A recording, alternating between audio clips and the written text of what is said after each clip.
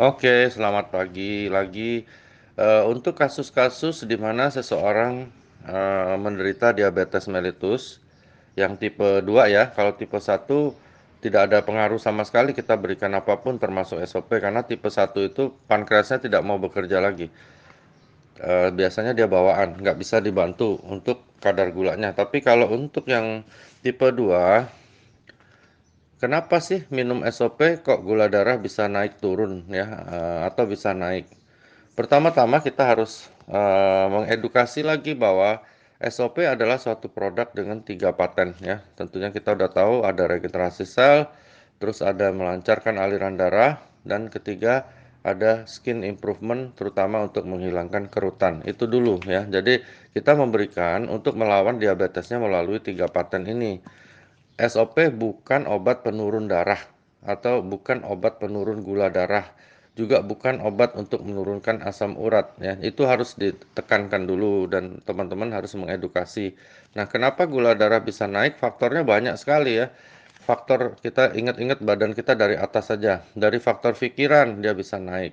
Dari faktor stres ya, hati, perasaan yang nggak enak dia bisa naik. Dari diet kalau kita lihat turun ke bawah dikit ada di mulut, makanan yang nggak benar sudah bisa naik ya. Dari polusi dia juga bisa naik. Jadi dari lifestyle dia sehari-hari dia juga bisa naik ya. Dari bowel atau pembuangan atau ekskresi melalui usus dan sebagainya dia juga bisa naik. Jadi dari obat-obatan yang mungkin sudah dia persisten, dia sudah tahan ya, sudah resisten. Misalnya dikasih obat gula golongan A, golongan B yang dia sudah persisten, dia tetap akan naik walaupun obat itu diminum gitu ya.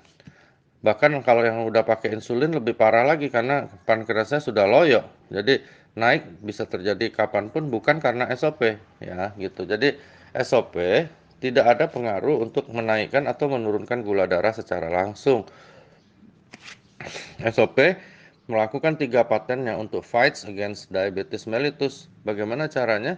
Caranya dia akan meregenerasi sel pankreas, maka insulin akan bertahap naik dan akan mengikat gula darah. Tentunya dengan dosis SOP tidak bisa 1 kali 1, 2 kali 1, minimal harus 2 kali 2. Lalu kedua, dia memperbaiki aliran darah sehingga akan membantu juga perbaikan dari pembuluh darah orang diabetes yang namanya angioma, sehingga kemungkinan komplikasi dari diabetesnya akan sangat menurun bila kita berikan terapi dengan SOP ya.